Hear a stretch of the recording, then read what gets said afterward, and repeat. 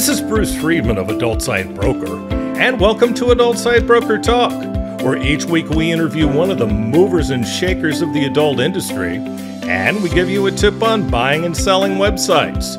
This week we'll be speaking with Asia Duncan of the Cupcake Girls Local for All project.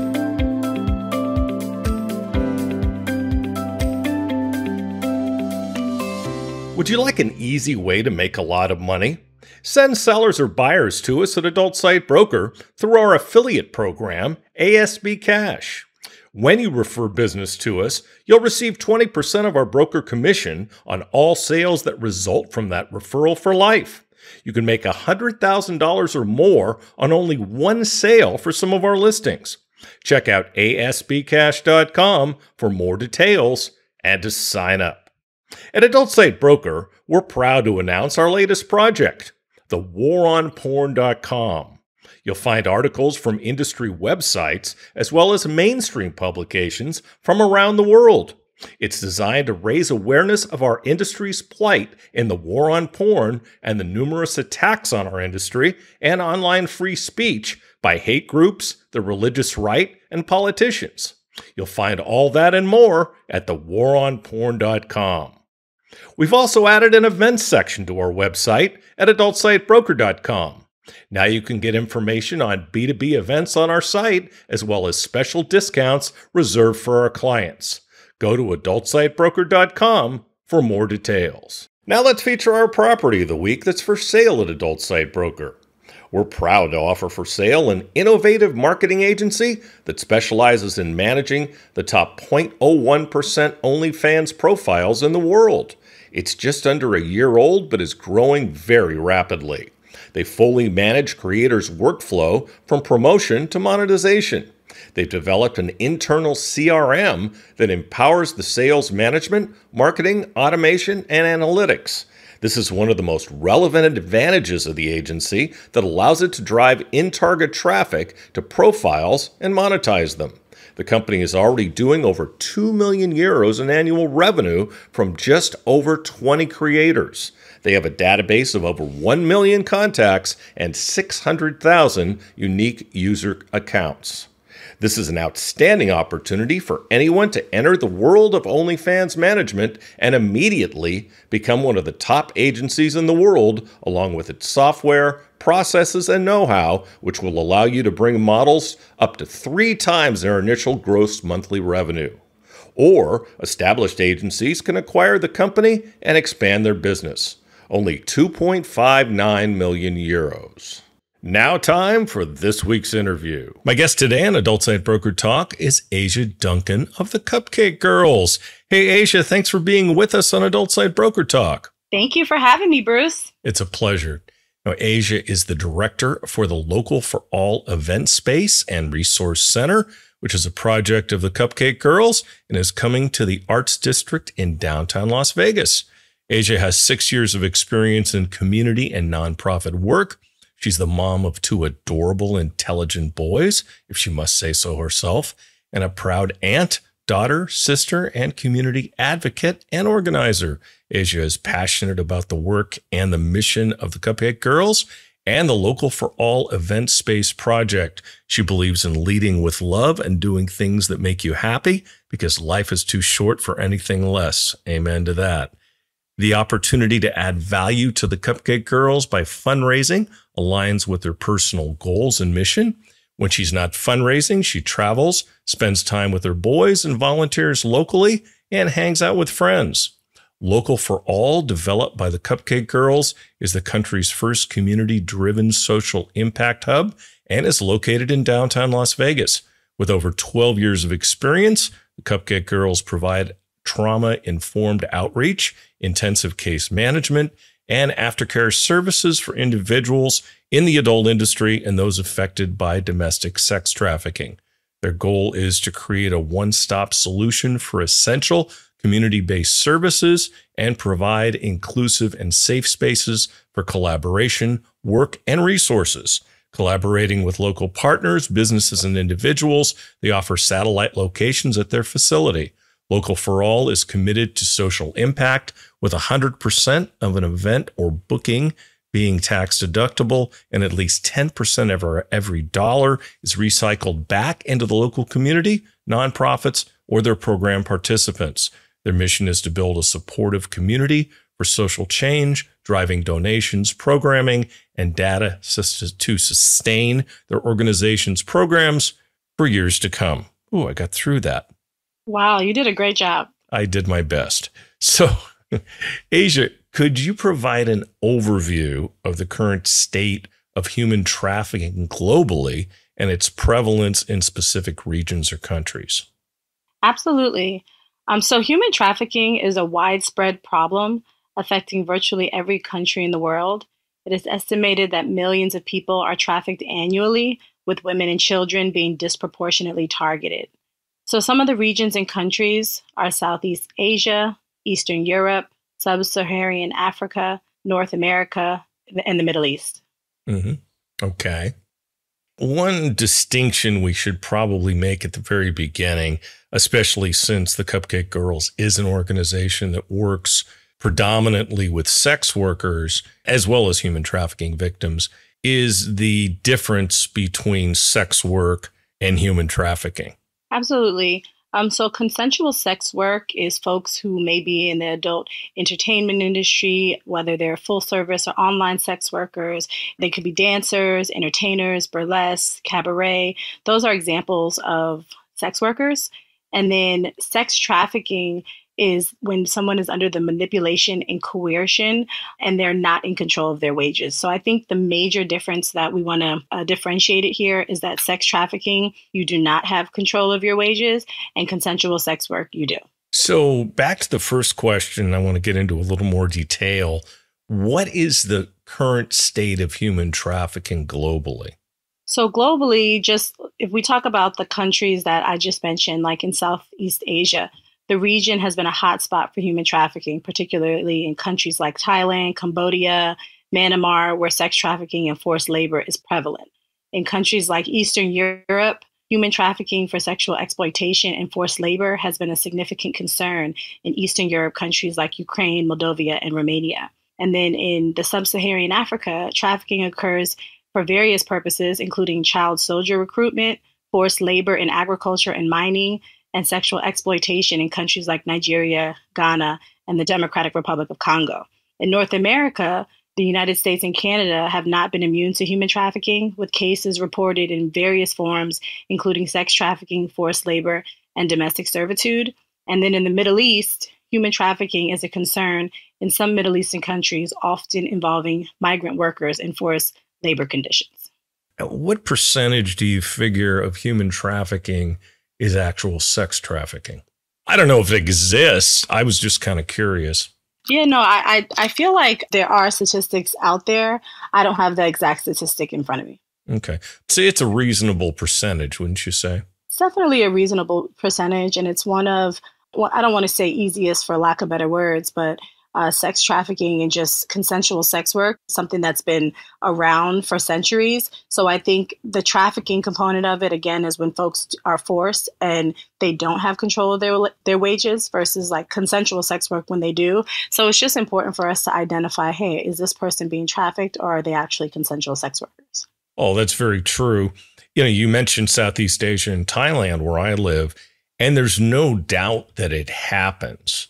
And I think most of that is when people recruit, quote unquote, people to come to work in other countries, saying that they're going there to do massage, to work in a restaurant, to do any kind of legitimate work. And when they get there, they take their passports and they're forced to do sex work. And that happens a lot with people here who are, brought from Thailand to other countries. Another thing that happens is that parents have been known to force their kids, parents in very poor parts of the country, very poor parts of Southeast Asia and other parts of the world, where the parents are poor, and if they've got a daughter, they look at that as a meal ticket, and they either sell the kid into sexual slavery or whatnot. Yes, you brought up a good point. I mean, the vulnerability of individuals to human trafficking is influenced by a complex interplay of social, economical, political, and personal factors. So really understanding these factors is crucial for preventing trafficking and providing support to potential victims. So you brought up poverty and economic factors. That's the number one factor. Absolutely. What are the primary factors that contribute to the vulnerability of individuals to human trafficking? Were they the ones you just mentioned? Yeah, so that's the number one. Poverty and economic hardship is a significant driver of vulnerability to trafficking. People living in poverty may be more willing to accept risky job offers or may be forced into trafficking due to their desperate economic circumstances. Then you have the lack of education. Limited access to education can increase vulnerability. Lack of education reduces employment opportunities, making individuals more susceptible to deceptive job offers that turn into trafficking situations. Then you have gender. Women and girls are disproportionately affected by human trafficking, particularly in cases of sex trafficking. Gender inequality, discrimination, and limited opportunities can make women and girls more vulnerable to exploitation. Age is another factor. Children are highly vulnerable to trafficking as they lack the ability to protect themselves or make informed decisions. So child trafficking includes child labor, child soldier recruitment, and sexual exploitation. Mm-hmm. Migration and displacement. Displaced populations, including refugees and internally displaced persons, are often at greater risk for trafficking. They may be separated from their communities and supportive networks, making them more susceptible to exploitation. We have social marginalization factors. Those are factors that include discrimination, oppression, marginalization, social exclusion can also increase vulnerability. So that's Black people, Indigenous people, LGBTQ plus people, just individuals that face higher risk due to societal prejudice. Then you have the lack of legal status, like migrants who lack legal documentation or residency. Status in the country may fear of reporting of exploitation, making them easier targets for trafficking. Family and community dynamics, conflict, instability, deception and fraud, social media and technology, drug addiction, psychological vulnerability. Those are some other things that we see as well. So what are the different forms of human trafficking and how do they manifest in various contexts? So the different forms of human trafficking are all tied to being forced and coerced into it. So there's sex trafficking, there's labor trafficking, there's child trafficking. Those are the three biggest ones. What are some successful strategies and initiatives for preventing human trafficking at the community, national, and international levels? That's a good question. I know, I asked it. So preventing human trafficking requires a multifaceted approach at the community, national, and international levels. Successful strategies and initiatives involve a combination of legal, social, education, and economic measures. So some examples would include like community level initiatives, like awareness campaigns, for example, education and training, hotlines and helplines, youth programs. Then you have the national level initiatives. These could look like victim support, corporate responsibility. You have the international level initiatives. This could look like global supply chain monitoring and migration policies, sanctions and penalties for those countries that fail to take adequate measures against trafficking and cooperate in extraditing traffickers. Again, we need to make the distinction between sex work and sex trafficking because a lot of these organizations, quote unquote, are not really anti-trafficking. They're anti-adult work. They're anti-sex work. Isn't that right? Yeah, that's what we're seeing a lot of. And that's just harming more people. Yeah, because trafficking was used to push through FOSTA SESTA, which was one of the worst things ever for sex workers, not to mention law enforcement. FOSTA SESTA was definitely not good for sex workers or trafficking survivors. And it hurt the efforts of law enforcement to find the real traffickers because these platforms, most of which were legitimate and most of which were cooperating with the authorities, they no longer exist. So now law enforcement doesn't have the tools they used to have. So FOSTA SESTA, there's a lot of different components of FOSTA SESTA. What ended up happening was there's the lack of evidence of impact. So some critics argue that there's little empirical evidence to suggest that FOSTA SESTA has significantly reduced online sex trafficking to improve the conditions. Then there's the harm to marginalized communities. So some of those individuals relied on online platforms for income and safety. So removing those and not having the technology to help support and vet out people's clients. And then just concerns about online privacy and call for harm reduction and decriminalization. So foster assessing is just divided. Some believe that it's a necessary tool to combat online sex trafficking, while others argue that it's a negative consequence outweighed any potential benefits. The effectiveness and impact of the legislation continue to be subjects of debate and discussion. Well, the anti-sex work people love it. The Congress people love it because it makes them look good, but it hurts everyone else. It seems that way. No doubt about it. How do economic and social inequities play a role in human trafficking, and what measures can be taken to address these root causes? So it plays a significant role in human trafficking, increasing the vulnerability of individuals and communities to exploitation. These inequalities create conditions where people are more likely to accept risky job offers, become victims of deception, or fall prey to traffickers. So we constantly bring it back to economic inequalities like poverty. Poverty is a key factor that makes individuals more susceptible to trafficking. When people are struggling to meet their basic needs, they'll be willing to accept offers of employment, even if the conditions are exploitative. So some of these measures that could prevent might be economic development, invest in economic development initiatives that create jobs and improve livelihoods in vulnerable communities. Microfinance skills and training provide access to microfinance programs and vocational training to empower individuals to pursue alternative economic opportunities. Fair wages and labor rights advocate for fair wages and workers' rights and labor protections to prevent exploitative workforce places. And in terms of the lack of access to education, some of those measures can be combated by just educational programs that they can invest in accessibility and quality education, particularly for marginalized community. School attendance incentives provide incentives for families to send their children to school and ensure that education is affordable, safe, and accessible to all. From the social inequality measures that we could use is gender empowerment, promote gender equality through initiatives that empower women economically, socially, and politically. Awareness and education, educate the community about harmful effects of gender-based discrimination and violence. And discrimination and marginalization, those measures could be anti-discrimination laws, so enact and enforce laws that prohibit discrimination and promote inclusivity. Social inclusion programs, implement programs that promote social inclusion and equal opportunities for marginalized groups. And then children can't be sex workers and should not be trafficked. So think measures that we could put into place would be child welfare service protection, like strengthening child protection systems to support supportive and shelter for at-risk children. Foster care and adoption regulations, ensure proper regulations for foster care and adoption to prevent child trafficking. A huge population of our program participants that we serve are young adults coming straight out of the foster care system. And the stories that we hear are just heartbreaking.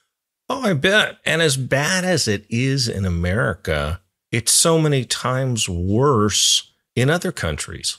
Yeah, that's very true. I mean, a lot of what you mentioned doesn't even exist out here in Thailand. And as first world as this place has become, and it very much is in a lot of ways, in other ways, it's just the Wild West. I have a very limited view, because, when we travel, we go to all these tourist places. And recently, I feel like I've started to venture off the resorts and try to just go see people in different places when I travel. And you get to see it. It's actually right before your eyes. If you remove yourself from the resort, they pick destinations and areas that the tourists don't get to see how people are really living to kind of keep us blind of what's really happening in some of these countries. So I think there's an opportunity for awareness there as well, and partnerships and alliances there as well. No, absolutely. There's no doubt about it. What support and resources are available to survivors of human trafficking, and what improvements are needed in the rehabilitation and reintegration processes? So the Cupcake Girls currently provides resources and support to sex workers and trafficking survivors. So we have shelters and safe houses. We have counseling and mental health services. We have medical care. We have legal assistance. We have financial support. We have case management. We have support groups. We have reintegration services. And we just meet folks where they are. So we really have a love without an agenda holistic approach. And then we do have specialized services tailored to those essentials for specific populations, such as child survivors, LGBTQ plus individuals, migrants, and address their unique needs and vulnerabilities. And we also have long-term support because the transition from survivor to self-sufficiency can be challenging. So long-term support is available through our programs. We also have employment opportunities. Those are things that we have. And then some of the things that we're working on are legal reforms, public awareness, coordination and collaboration, and data collection and research. That's awesome. It's one of the reasons I feel so positively about what you guys do. Thank you. What can individuals, communities, and organizations do to raise awareness about human trafficking and engage in anti-trafficking efforts? So I always say, if you're local, come out to our events, volunteer with us, connect with us online. We have Instagram is a very powerful tool. We're on Instagram, we're on TikTok, we're on LinkedIn. We are where all the people are. And then truly, just support the initiatives of these nonprofits that are doing the work, whether it's, whether you could be a monthly reoccurring donor or you can share and spread the word. All of those initiatives help. Yeah, and let me again point out, make sure that the organization you're dealing with is a legitimate anti-trafficking, legitimate pro-sex work, because if it's not, and it's just a wolf in sheep's clothing, then you don't want to give them money. That part. What he said, huh? Are there specific challenges or unique considerations when addressing human trafficking in conflict zones or areas with weak governance? So addressing human trafficking in conflict zones and areas of weak government requires just a multifaceted approach. So we prioritize both short-term and long-term strategies. So those can be security and stability. Just efforts to address trafficking must be integrated into broader efforts to restore security and governance in conflicted areas.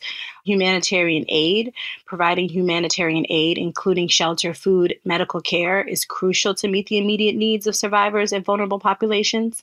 Capacity building, strengthening the capacity of local law enforcement and government agencies is essential for effective anti-trafficking efforts. Cross-border cooperation, regional cooperation, and coordination are vital in trafficking areas across borders and in conflicted zones. Community engagement, engaging local communities in prevention and protection efforts to help raise awareness and build resilient anti-trafficking communities.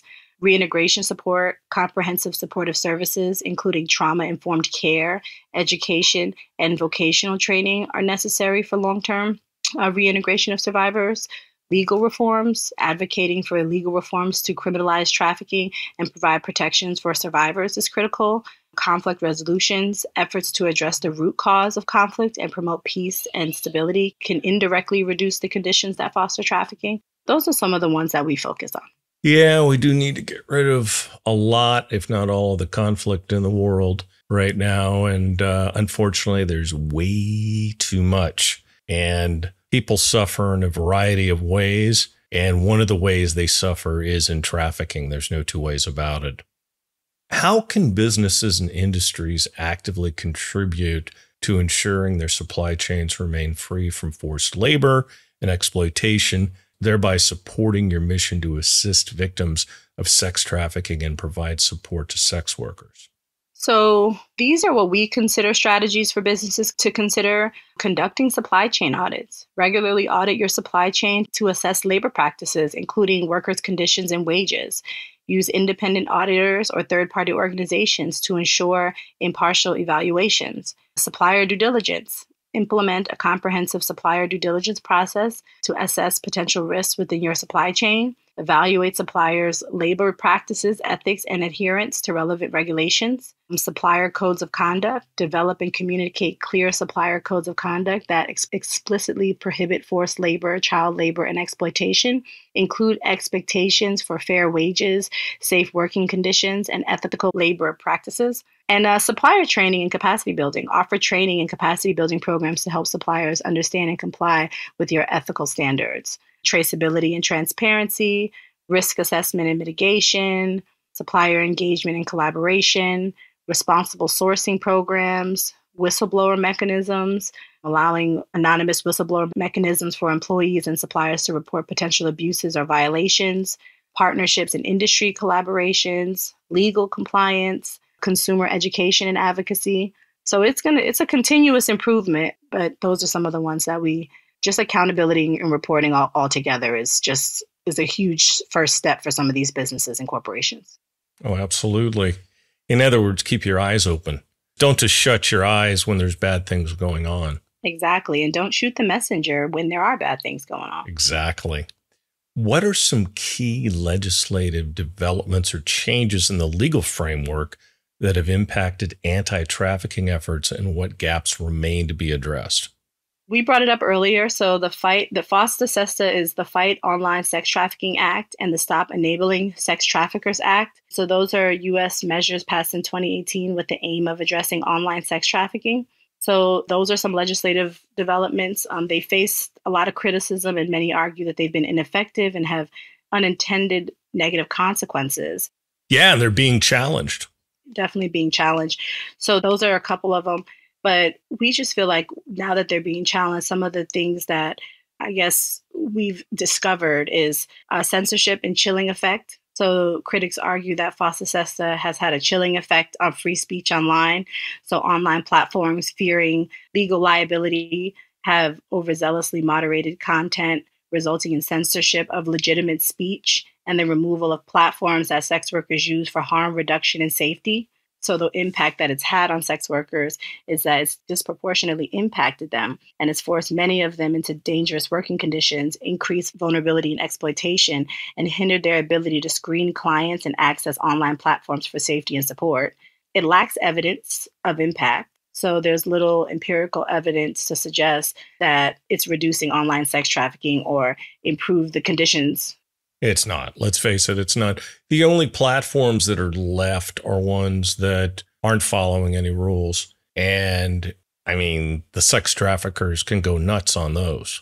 Mm-hmm. Yeah, so there's a lot of work to be done with FOSTA SESTA. Yeah, like get rid of it. That part. If there was a real anti-trafficking bill, that would be great. But this is not an anti-trafficking bill. This is an anti-sex work bill. And there's no reason in the world why a legitimate escort site cannot operate because it helps everybody. The last thing you want for these sex workers is to drive them out. I mean, I grew up in the Bay Area. You don't want to drive them into West Oakland, you know? You don't want to have them walking the streets because that's dangerous. That's where people die. And that's where pimps take over and all the things that the websites were preventing. Every area has its West Oakland. I'm sure Las Vegas does. So can you share personal stories or case studies that highlight the impact of human trafficking on individuals and communities? So we at the Cupcake Girls don't really share stories, but just my story. I'm a survivor of trafficking, and I feel like if there was a place like the Resource Center that the Cupcake Girls is working on, my journey to self-determination and self-empowerment would have been a lot shorter, and I would have found a community, a supportive community, and wouldn't have had to spend so many years, over close to 20 years of walking in shame and fear, to be quite honest. So I like to speak into just my personal story and the work that the Cupcake Girls is doing, and just lean into the fact that I think that meeting people where they are and loving them without an agenda is really what folks coming out of trafficking need. They need to feel supported, and that support looks different for everybody. So we're a rights, not a rescue organization. We don't tell people what to do. We essentially want to walk alongside them in their journey. And I think the most powerful thing that they do is truly embody the fact that there's not a one-size-fits-all solution for combating trafficking.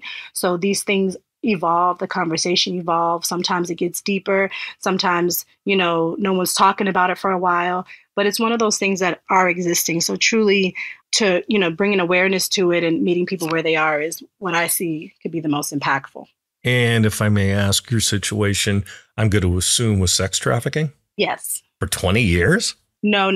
It's 20 years ago. Oh, I was going to say, and that had to be horrible. Yeah, it was pretty horrible. It was actually, the thing about it is I didn't even know what was happening when it was happening. I was so young. And again, I was in that category of poverty and economic hardship. So just needing to have support and wanting to support my family, like they weren't telling me that I had to do this, but my brain was like, look how we're living. Somebody needs to do something.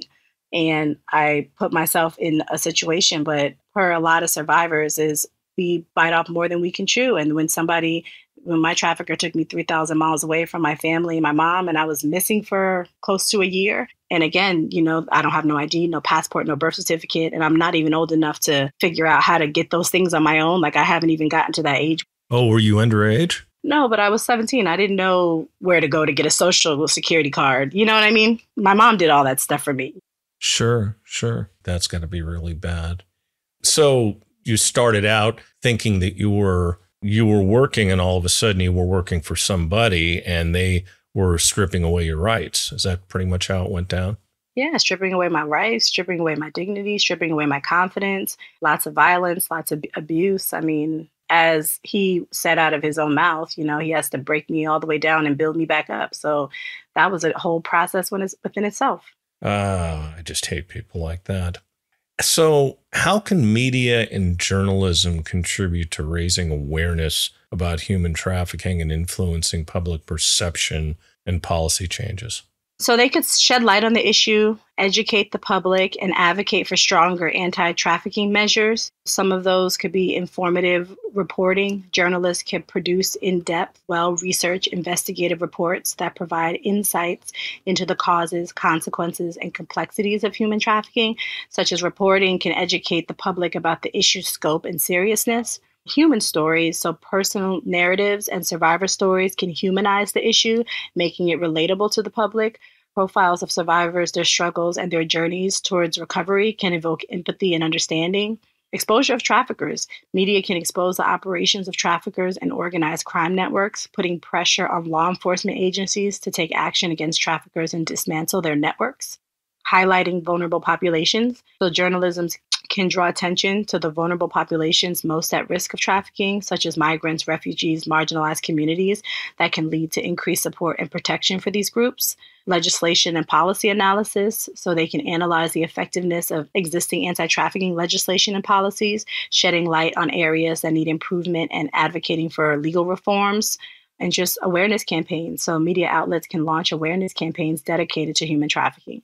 These campaigns can include documentaries, special reports, and other social media initiatives that engage the public. There's policy, advocacy, consumer awareness, international reporting, public engagement, championing legislative. Those kind of all fall into that as well. You mentioned something interesting. You mentioned organized crime.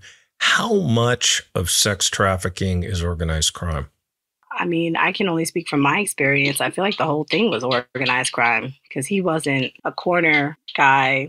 He was a businessman. So to me, it was all organized crime. I felt like, how am I supposed to, from a power dynamic, not just his age and being older than me, but it's like, who's going to believe me? This man is this person in the community. Look how many businesses he has. These were all a front. Yeah. Wow. What are the latest trends and emerging issues in human trafficking, and how should anti-trafficking strategies evolve to address these challenges? So again, awareness and education. So raise public awareness about trafficking through community outreach, educational programs, and awareness campaigns to help individuals recognize the signs of trafficking. Victim-centered approaches, so prioritizing the needs and well-being of trafficking survivors, ensuring comprehensive victim services, including trauma-informed care, and trauma-informed care is readily available. Prevention, develop and implement targeted prevention programs that focus on at-risk populations such as runaway and homeless youth, migrant workers, and vulnerable communities. And then we always have the legislation and policy. We could advocate for stronger anti-trafficking legislation, but they would have to actually start including folks with lived experience in that conversation. And then support vulnerable populations, training and capacity building, not only for law enforcement, but healthcare professionals, educators, social workers, therapists, just to improve their ability to identify and respond, monitoring and collecting of data, community engagement, partnerships, hotlines and reporting, and then cross-border cooperation. Yeah. So what advice would you give to individuals who want to get involved in the fight against human trafficking, whether it's volunteers, advocates, or professionals? Well, I say volunteer. Volunteering is a great way to provide service and to kind of, because most organizations, well, this is actually a good point. Most organizations should do some type of training prior to them just throwing you out there. So I would volunteer in an organization that does in-depth training like ours so that you're more aware of what some of the signs are. Partnering, if you have the ability, if you're a business or just a person of influence in the community, partnering with these organizations to shed light on it. Of course, I'm going to say donate to our capital campaign because we definitely want this resource. I wouldn't be a fundraising professional if I didn't.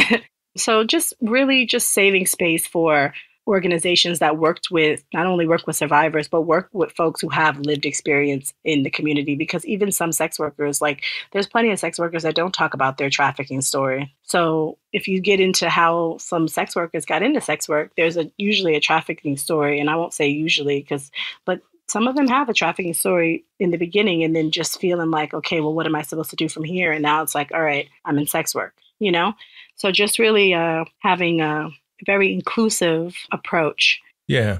You're working on fundraising for Local for All, and that's your main purpose there. Tell me a little bit more about it and, when we should expect to see it and what is it going to do? So Local for All is a project by the Cupcake Girls. And what this project endeavor aims to do is provide holistic support systems encompassing various essential services and resources to empower individuals who have been affected by these challenges and circumstances. So our core objectives is to establish a resource center, so open the resource center, and then provide holistic supportive services. So those are including but not limited to counseling, legal assistance, healthcare access, vocational training, educational opportunity, and housing support, community outreach and education. The campaign will prioritize on community outreach efforts to raise awareness about the issues faced by sex trafficking survivors and marginalized sex workers. So by promoting the education and advocacy initiatives, the project aims to just challenge the stigmas, dispel the misconceptions, and foster greater empathy and understanding within the broader community. Collaborative partnerships. So we recognize the importance of collaboration is king. Those partnerships with us, we want to work closely with local organizations, government agencies, businesses, and volunteers to maximize our impact and leverage our resources and ensure we're operating in a coordinated approach to supporting survivors and marginalized individuals. And then sustainable funding for our organization. Sustainable funding is a mechanism that will establish and ensure the long-term viability and success of the Resource Center. I like to say a legacy of impact, because long after we're gone, being able to have a safe place for survivors is important to me and the Cupcake Girls. So that just involves just fundraising events, grant application, corporate sponsors, individual donations, and other innovative financing strategies. And when do you expect it's going to be open? We expect to be open in 2025, the second quarter of 2025. That's exciting. Well, I look forward to it. Hey, Asia, I'd like to thank you for being our guest today on Adult Site Broker Talk, and I hope we'll get a chance to do this again soon. Thank you so much, Bruce, for having me. And if it's okay with you, can I mention the website and our Instagram? Yes, you may. So our website is www.thecupcakegirls.org. You can find us on Instagram at cupcakegirls.org and at Local for All. You'll find all that also on the podcast page. Thank you so much. I really appreciate you. Thank you. My broker tip today is part 3 of what to do to make your site more valuable for when you decide to sell it later. Last week, we talked about making a good offer and how to structure your site. Next, keep your website design up to date. Do a redesign from time to time. People will tend to think your site is the same as ever and click out of it without even looking at it if something doesn't change. So keep it fresh and up to date. Times change, so should your website. Look at what your competitors are doing and see what it is you really like. If you know a site to be successful, look at what it is they're doing and do some of the same things. I'm not saying copy their sites. I'm just suggesting you improve your site by looking around a bit. You've got to keep up with the times or you'll end up being left behind. Also, keep an eye on your competition and make sure you're offering everything on your site that they are or more. Don't just look at their design, but make sure your offers are good and competitive. The same goes for your content. Do you ever wonder why one site does well and others don't? Check out the competition's content. What are they doing that you're not doing? Be willing to make changes. People can't understand why they're losing sales to a competitor, yet the competitor is clearly doing everything better. Emulate success. Make sure everything on your website works well. Make sure all your links work properly. Check them on a regular basis. If things don't work, you'll lose customers. People are not patient these days. People's attention spans are like that of a gnat. They click out immediately and go to the next result in Google if they don't find what they're looking for, if the site is hard to navigate, or if things don't work. Check all your internal scripts and plugins and make sure they're updated regularly as well. We'll talk about this subject more next week. And next week, we'll be speaking with Alex Georges of LessLab AI. And that's it for this week's Adult Side Broker Talk. I'd once again like to thank my guest, Asia Duncan of the Cupcake Girls Local for All project. Talk to you again next week on Adult Side Broker Talk. I'm Bruce Friedman.